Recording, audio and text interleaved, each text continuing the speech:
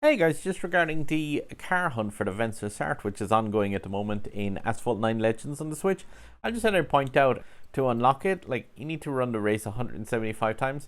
You just be aware of the fact that the both Lotus Elise Sprint and the DSE Tense car can both touch drive this one with zero interaction. Now, the one thing I will say about it is the fact that they will probably not win the race every single time. In fact, a lot of the time they'll come last, but saying that they'll still break that time, the 47 seconds required for it, almost 100% of the time. Now, in the first 50 or so runs of this, my DSE Tense was run into a wall one time by AI, but it still managed to unlock 2 packs. But it's just one of those things where just be aware that you can use these cars instead of having to sit down and manually run this.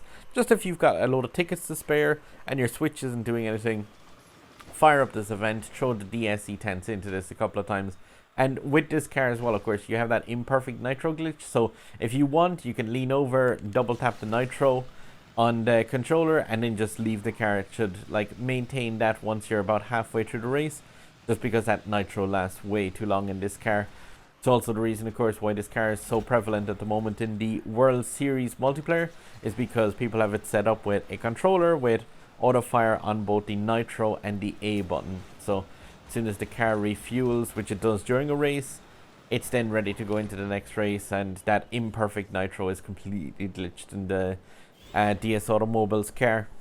Again, it comes third, so you miss out on 1 or 2k from the position, but you get those 3 packs which have 4 and 8k inside them, as well as a bunch of import parts as well for the different cars.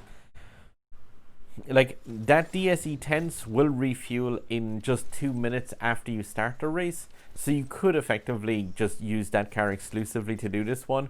But just in case you haven't invested credits in that one, if you've been instead putting more cash into the Lotus Elise Sprint, know that that car can do it as well.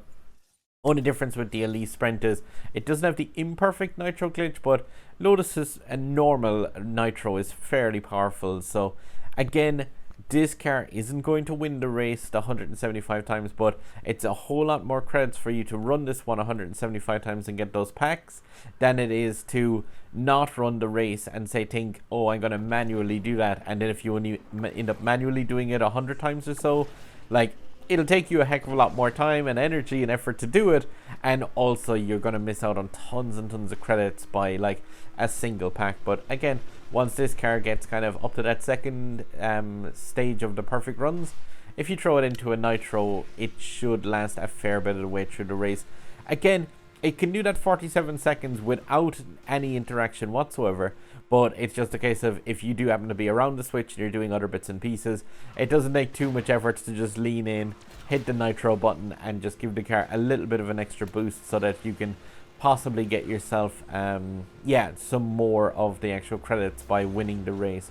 Or, well, you won't win the race with the cars doing this, but you have the potential to come into third, second, or yeah, unfortunately still fourth there, but yeah, it's still got 3 seconds to spare to unlock the actual packs. The DSE Tense, that's upgradable completely with credits just, so it's going to be probably easier that you have that car, and it's an easier one to get hold of since it needs less blueprints to actually go through.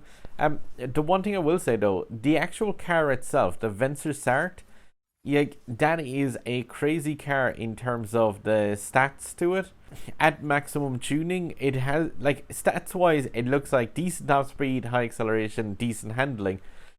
If you're getting that car and considering upgrading it, I would strongly advise you first take it out on the track and give it a test run, because while the handling stat is 61, that car shaves off speed incredibly fast when you put it into a drift or bring it around a corner.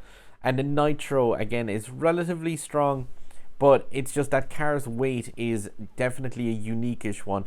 If there's any car it's similar to, it'd be the TVR Griffith, which has the car hunt riot at the moment. So if you're having trouble with that kind of a car where you can't drift with it at all, check out the Vencer Sarthe on the track before you start racing it, because it's not a kind of a beginner's car, and it costs a crazy amount to actually do it. Because since it's a 5-star car, like, the last upgrades on that are several 100k, so you really want to be kind of making sure that it's a car you're going to make use out of.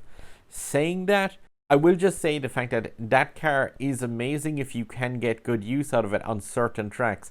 So tracks which don't have lots of corners and stuff, you can make use of that insanely high top speed.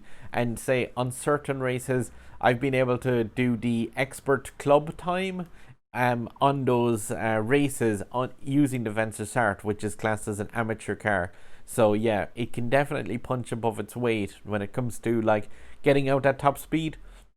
But again, just before you invest a lot of credits in it, can't stress this enough, just take it out for a quick test run. Tuning doesn't fix massive kind of problems like that with cars. So if you try out a car and it doesn't feel like you're going to get a lot out of it, like realistically tuning it and putting in 1 million or 2 million credits into it isn't going to change it into being a car that's then handles amazingly and can do like donuts around other cars. So yeah, just check it out first. Alright guys, sub button up here over my head, and you've got other videos on my channel here and here.